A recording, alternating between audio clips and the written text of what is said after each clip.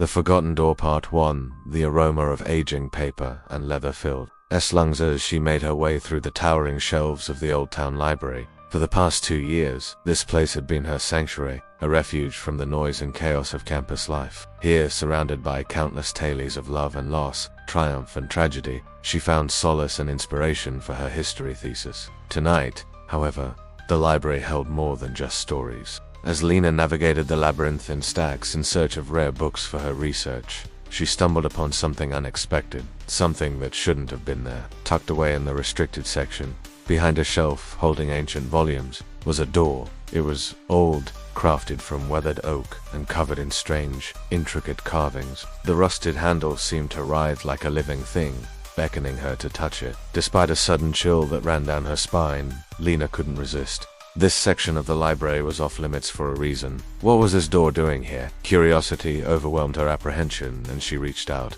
her fingers closing around the cold, metallic handle. It was then she felt it. A jolt of energy that seemed to pulse from the handle itself, sending shivers down her arms. As if sensing her touch, the door creaked open, revealing a darkness so profound it felt like a gaping abyss. Lena hesitated. A wave of uneasiness washed over her, urging her to flee. But her feet seemed glued to the spot, her eyes fixed on the door as if mesmerized. A musty odor wafted from the opening, carrying with it the scent of decay and forgotten things. It was a smell that spoke of ages past, of secrets best left undisturbed. Yet, Lena couldn't tear her gaze away. Taking a deep breath, she pushed the door open wider, stepping into the unknown. The moment she crossed the threshold, the door slammed shut with a resounding boom, plunging her into absolute darkness. Panic surged through her veins. She pounded on the door, her heart hammering against her ribs. "Hello, is anyone there?" Her voice echoed unanswered within the oppressive confines. She fumbled for her phone,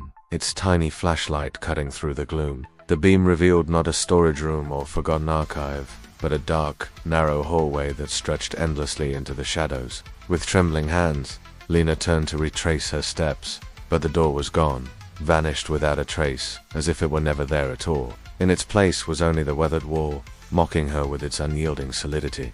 Trapped.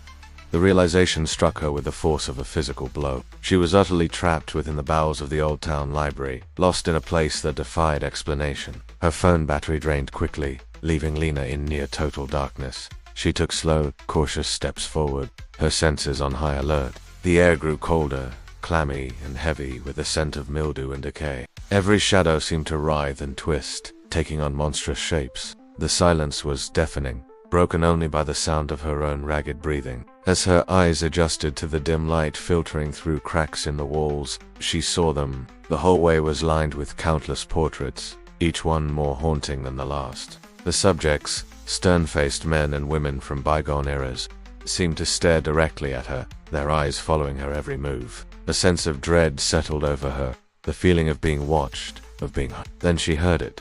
A whisper, soft, yet distinct. "Leave it," hissed, "while you still can." Lena froze. Had she imagined it? The voice seemed to come from everywhere and nowhere at once.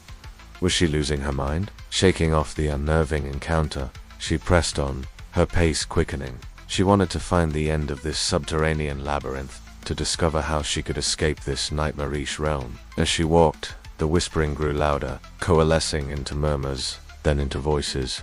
Dozens of them now, their tones varying from menacing growls to pleading cries.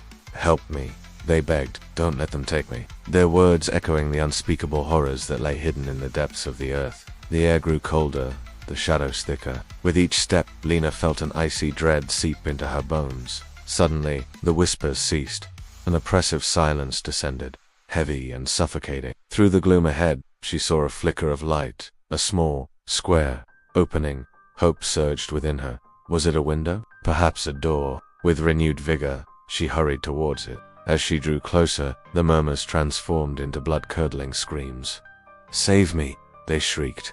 "Save us!" The sight that greeted her at the opening was not a window, but a vast, gaping maw of darkness. From its depths, tendrils of shadow reached out, grasping, clawing. Within this abyss, she saw fleeting glimpses of twisted figures, their forms shifting, their eyes burning with an otherworldly fire. They writhed and convulsed, forever trapped in some unspeakable torment. Lena recoiled, a scream caught in her throat. What manner of place was this? Why was she here? Then she noticed something on the ground beneath the shadows. An old, leather-bound journal. Its pages, brittle with age, were filled with spidery handwriting. On the top, a name.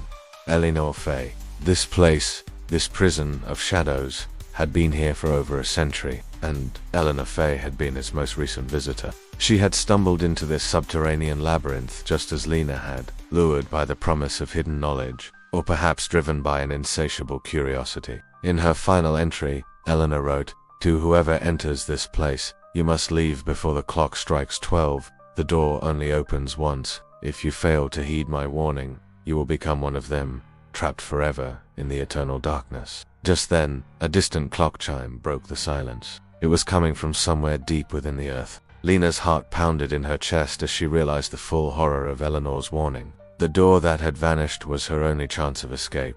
Now, time was running out. The clock chimed again, this time 2 times. Adrenaline surging through her veins, Lena fled, racing down the shadowy hallway, her footsteps echoing in the oppressive silence. The voices grew louder, more insistent, reaching out to her like grasping claws. "Don't go," they screamed. "Don't leave us." The portraits lining the walls seemed to writhe, their eyes gleaming with malevolent glee. Each chime of the clock spurred her on, fueling her desperate flight. With a final surge of strength, she spotted the door, barely visible in the gloom.